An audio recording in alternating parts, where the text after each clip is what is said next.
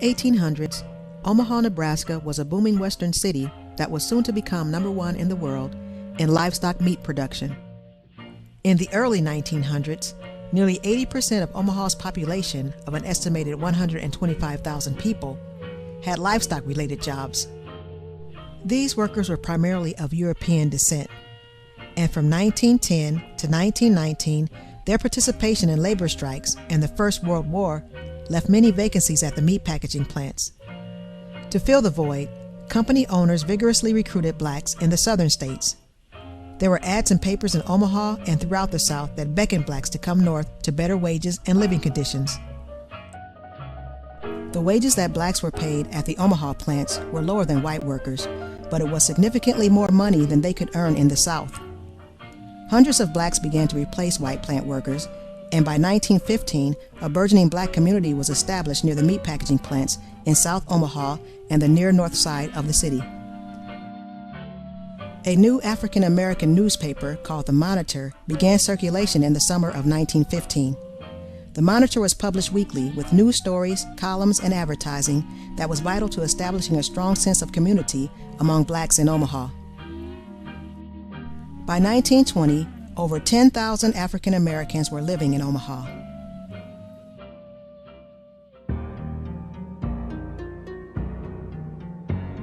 Because of the rapid growth in the African American population and employment situations at the meat packaging plants, racial tension began to build in Omaha.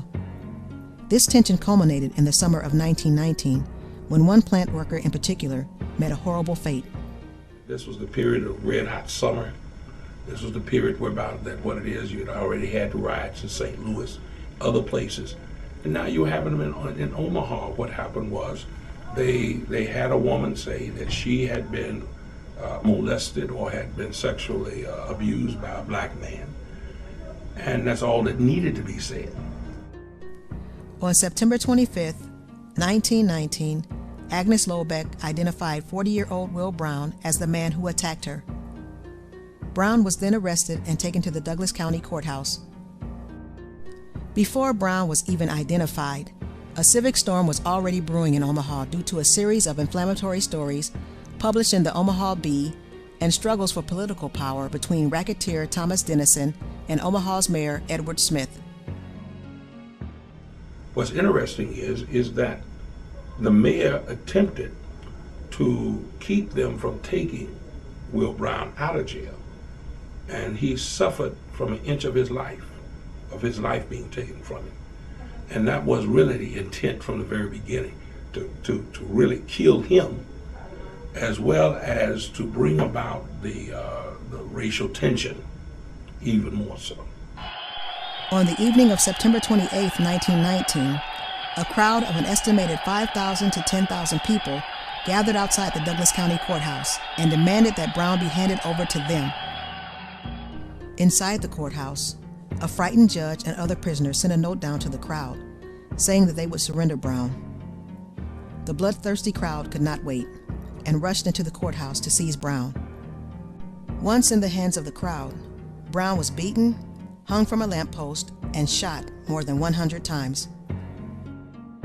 Actor Henry Fonda, at the time just 14 years old, witnessed the horrendous event from a second-story window at his father's printing company across the street from the courthouse. The ghastly melee ended with the burning of Will Brown's body. An Omaha World Herald photographer captured one of the most infamous photographs in American history.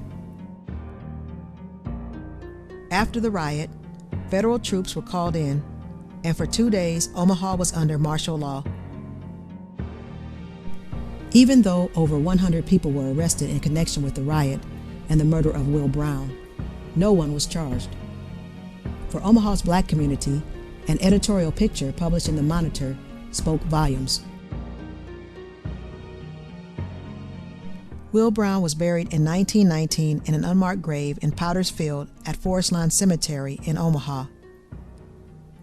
90 years later, in July of 2009, a man from Riverside, California, Chris Hebert, who has no ties to the city of Omaha and has never visited before, was moved to pay $450 of his own money for a marker for Will Brown's grave. Hebert said that he watched a special on actor Henry Fonda, which mentioned the riot and how it affected his life and his acting career. Hebert also said that he hopes people will stop by the headstone and reflect on what happened to Will Brown in 1919, so that we may never let ourselves sink again to this level of inhumanity.